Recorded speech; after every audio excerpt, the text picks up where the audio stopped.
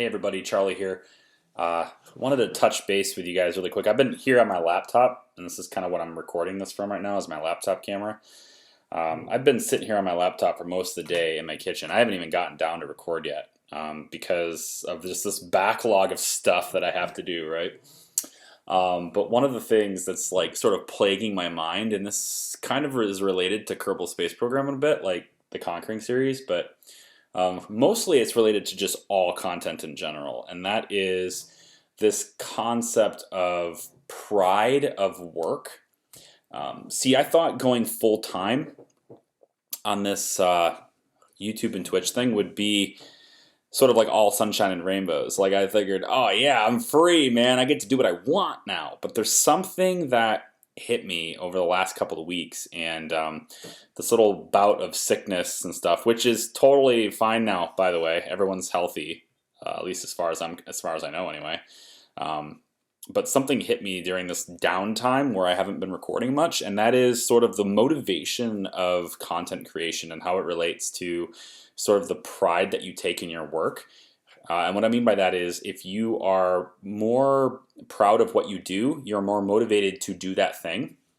And one thing that I think was pretty consistent for me when I had a real job, all right, when I was doing client work, is that I would create things that my clients loved, and that would give me pride. I would have this sense of pride and accomplishment attached to being able to produce things that they liked. And right now, because I don't really have a client, you guys are my client, right?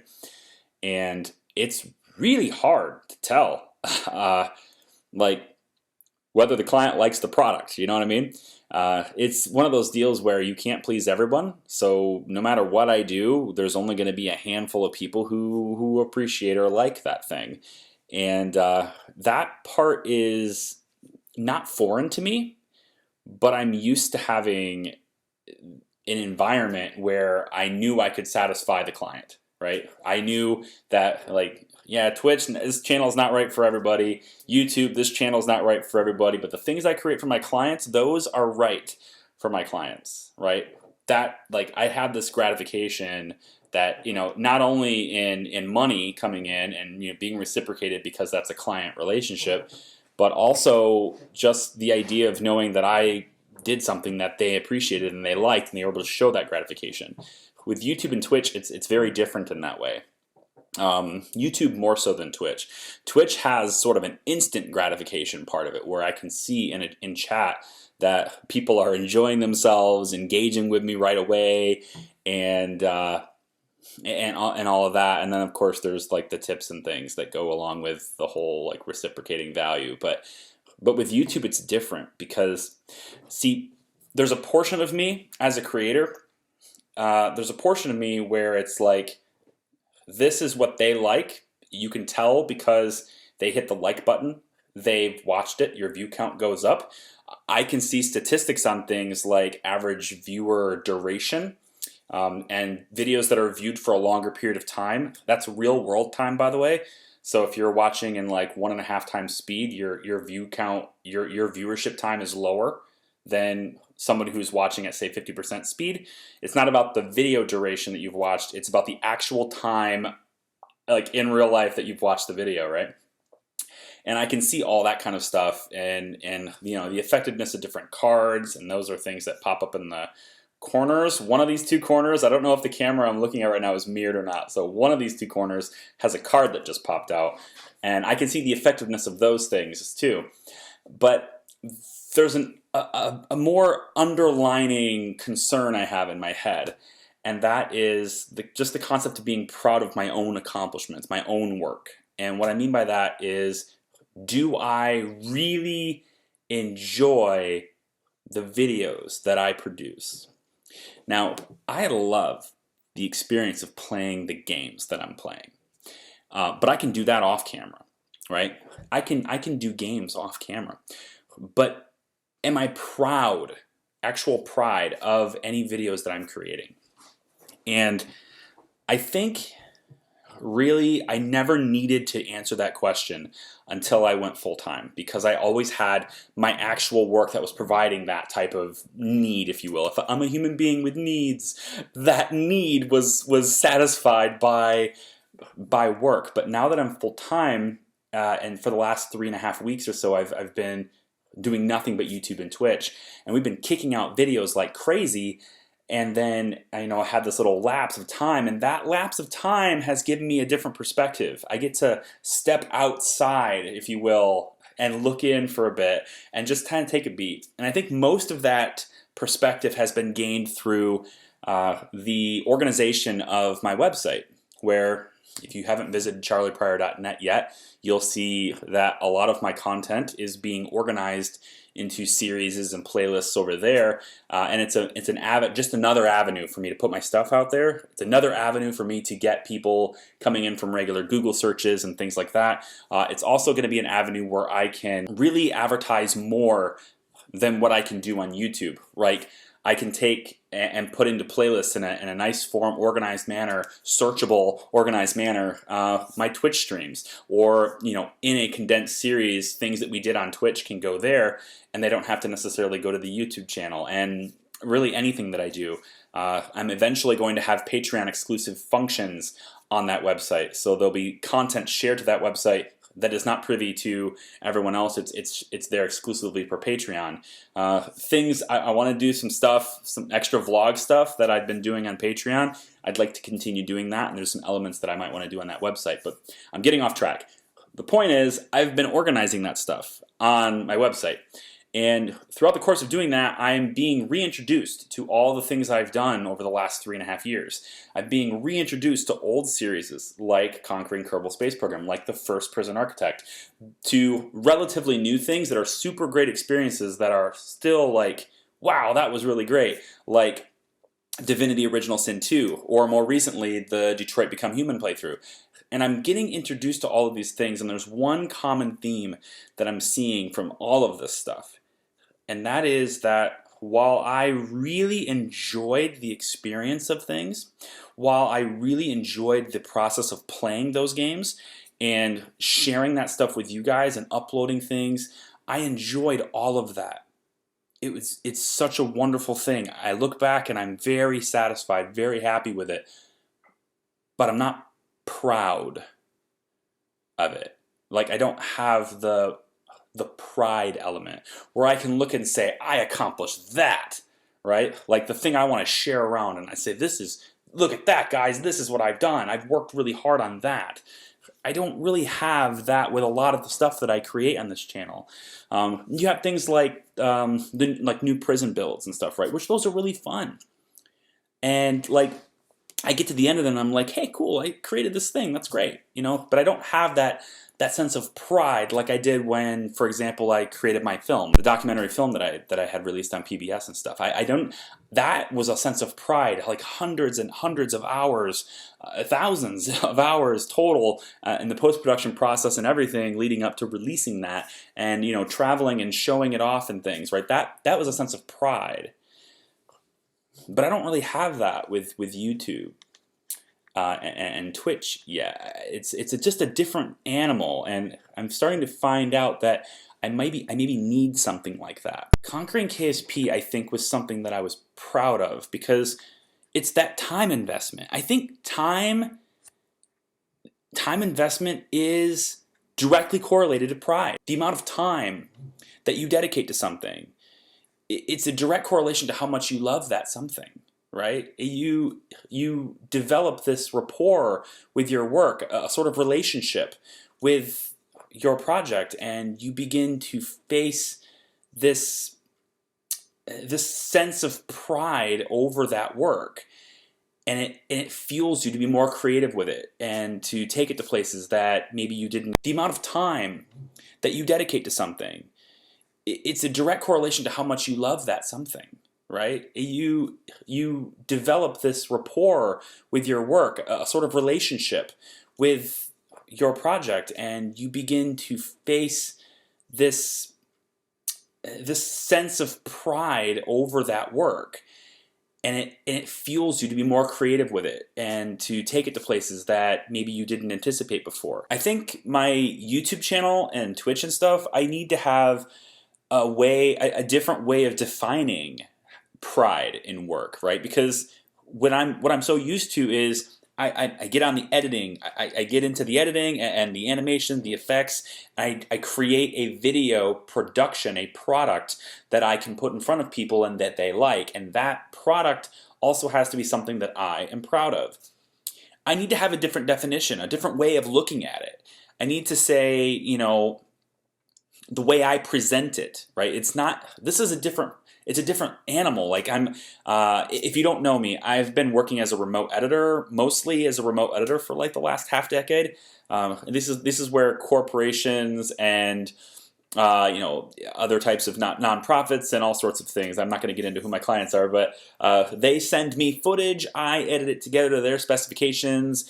Bit of a revision process. I give them the final bits. They pay me, and that's it. And a lot of times that involves me being in front of a camera. Sometimes it involves my voice a lot. There's elements of that, but that's always something that's read from a script usually and delivered the way they want it usually. Very few instances where I had total control over what I was doing and presenting to them. But with YouTube and Twitch, I have total control of this, right? Everything that goes on this YouTube channel is 100% in my control. You know, if I want it to be. There are elements like the Subnautica video and the Chrono Station KSP videos and a couple of other videos that you guys have seen over the last month and a half or so. Those are edited by my brother. He's living with me for the next few months. And you know, I have sort of a deal with him where he gets to live here for free with no bills, and in exchange he helps me in editing content and getting it out to you faster, so that I can spend time with family or just, you know, work on projects that I otherwise wouldn't be able to. And so there's elements of that where I'm trying to actually relinquish control a little bit because I don't want to be a control freak. But in this element, like, pride involves presentation as well. It's not just the way a video is created, it's a way it's a way of presenting it to you. It's a way of, yeah, sort of like being a host of a show and a performance, if you will, even. And that's something that I have to now incorporate into my definition of whether I'm proud of my work. So I want to create things that I'm proud of, and I need to find a way of defining that. And then once I've defined that, I need to find the things that I'm doing that I'm not really proud of, dump them or change them so that I am, and so that I'm constantly producing content that I love. And I think if I can produce content that I love, that's what's going to be successful, because I'm going to like things that some of you out there don't like. And I'm going to hate things, or not like things, I guess is a less extreme word, that some of you guys really like. But at the end of the day, I don't have control over what you guys like. I only have control over my ability to maintain happiness in this medium by facilitating that need of pride and to like what I do and to be good at what I do. I think especially in this medium, there's a much more to content creation than being good at a game. I have to also be good at presenting that game and to keep you engaged, right? It's not even about production value. I mean, my videos are above 1080p. My audio quality, I think anyway, is maybe above average tier, sure. I think I process my stuff too much. I'm so critical of my own stuff, but in any case, right, I have to keep you engaged long enough for you to even watch this far, and it's a webcam video. And I don't know, these are just the things that run through my head when I have a second to just step outside myself and just look at life and look at career and what I'm doing. That's the kind of stuff that I think about sometimes is, you know, am I on the right path? Am I on the right course? And so this is sort of just like a monologue about what's happening with me. I would love your feedback. I don't know what kind of feedback you can have, but if you've got some, I'd love to hear it. As far as Conquering KSP goes, I won't be continuing it in the traditional sense that it was before. Like, we're not going to go back to the way things were 2.5 years ago. I do want to create a lot of Kerbal content in the same form and style that Conquering was. And I'm starting to think that that kind of content, these little singular projects, I might be able to divide the whole grasping scope of Conquering Kerbal Space Program into several smaller projects that ultimately lead towards getting one step closer to the goal. But in order to do that, like, I have to drop a lot of what was so magical about that series in the first place, that career mode element of it, that persistent, constant, growing, your infrastructure is climbing notion of it, right? The having all the things working all at the same time, because I cannot update that game and have the same save file. I've tried everything. I've put, I shit you not, I've probably put over 100 hours just in trying to transition that fluidly to another version of the game. And the closest I can get is 1.6.1, and that doesn't really do a whole lot.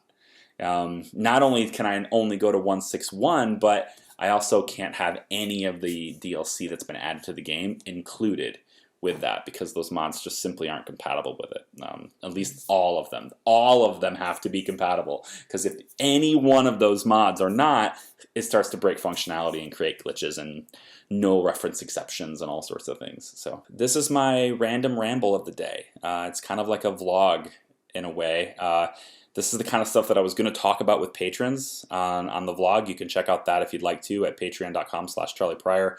There's a daily vlog that I've been doing. It's not like this. It's not a talking head like this. I'm moving around, and there's different elements of my life and places I go, and my kiddo and my dog and things are all like in that too. I decided, I just want to take a second and just vent. Like, this isn't even, there's no script here. I'm just venting to my camera. I don't know how often I'll do this, but I wanted to get those thoughts out there and see what people thought. I will decide what to do specifically with Kerbal Space Program as we move forward with it. I think the Conquering series as it was before will not exist anymore officially until Kerbal Space Program 2. And then Kerbal Space Program 2, we will attempt to conquer Kerbal Space Program with Kerbal Space Program 2 instead. And I think I'm gonna take it off with the same goal, right? The same goal we had before, and that is to put a self-sustaining base on every single planet. I don't know what kinds of systems will be in Kerbal Space Program 2, but it looks like they have a lot of colonization stuff included in the base game at that point, so mods won't be that much of a factor. Kerbal Space Program 2 will have, I would hope anyway, much better performance, and I'm hoping it will have all the tools that we need to accomplish the goal that we set out to do, but I also think it'll be a little less impressive to do it there. But as from a video and creator standpoint, it's much more healthy for me to proceed with this goal when that game comes out than it is for the old game that's old and there. And yeah, so that's where I'm going with this. I'm going to try my best to create content from this point on. I'm making this promise to you guys as well as to myself, because I'm going to look at this video in a year and go, did I do that? And that is to create content that I'm truly proud of. And, I don't know how you do that with a Let's Play as a genre, but I'm going to try to find creative ways to challenge myself and create content that I truly enjoy. From a creator standpoint, not just from a gaming standpoint. I will always play games that I like. I will always play and engage in experiences and share those experiences with you, experiences that I like. I'm not going to play something that I don't like just because it gets views. And that's it's happened in the past where we put out a Let's Try video. It did really, really well, but you see I didn't play it again. And that's because it wasn't really for me. Like, I have to be upbeat when I create something. When I made the video, I was really positive about that, but I didn't really enjoy it. It wasn't really for me, right? And so even if it's like a good, solid reception, I don't necessarily engage with it. Dawn of Man was one of those where it was kind of like, I'm not really feeling it that much, even though the video exploded. Like, really exploded when I put it out. Auto Knots, I think, was the same way, where it was just kind of like, I don't really think this is for me, but it got an okay reception when I made the video for it. Rambling video. Hope you enjoyed that. Thank you for watching and listening. Leave your comments down below, and I will try to answer them the best I can.